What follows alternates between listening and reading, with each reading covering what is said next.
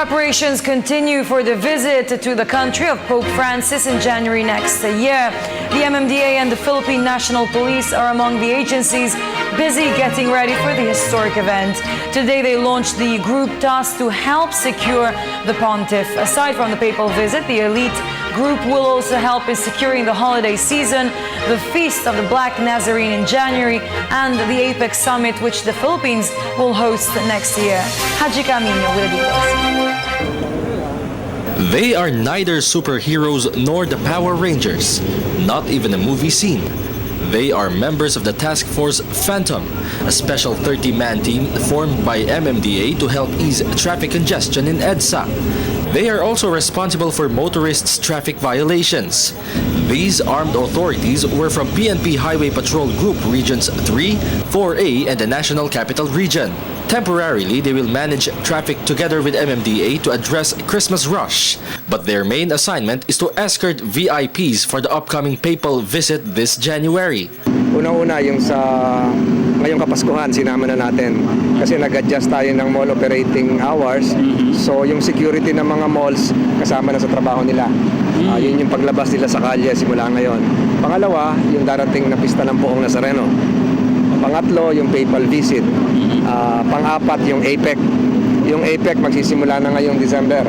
So may involvement na rin sila dyan. So itong activation ceremony, yung deployment nila ngayon para ma-familiarize nila itong mga lansangan ng Metro Manila. Panglima ay yung sa drunk driving. Ngayong lalong-lalo na ngayong mga Christmas party ngayong Kapaskuhan, bahagi ng trabaho nila yung masawata, yung mga lasing na nagmamaneho na nagkukos ng mga aksidente sa ating lansangan. Task Force Phantom is currently deployed at North Avenue, Cubao, and Ayala Avenue for traffic enforcement. PTV News witnessed their very first assignment at EDSA Ayala Avenue. Tolentino stressed motorists' observation of traffic rules as they might be surprised by the presence of the Phantom. Yung pag-enforce ng disiplina, lalong-lalo na sa yung wala sa tamang linya, iba talaga yung iba talaga yung may dalang baril eh. Kaya nakikita natin pag yung kailangan minsan siguro kamay na bakal na doon sa iba eh. Public transport sector approves the presence of PNP. Wala naman akong dapat ikatakot dahil legal yung ginagawa natin. So ayos sa inyo yan? Ayos lang, sir. Ayos, sir. Bakit ba? Para maayos yung lalo yung traffic.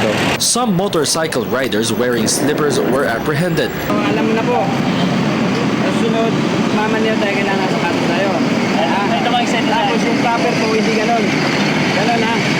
Marlon Digos wasn't aware of his violation. Okay lang yun. Bags of experience yun. Sa initial violation, kaya kinuha ko, yung sindita ko siya kasi nakachinelas.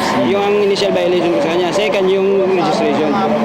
Delinquent po kasi siya. Obedience of traffic rules is expected with the presence of MMDA and PNP. For the People's Television Network, this is Haji Camino.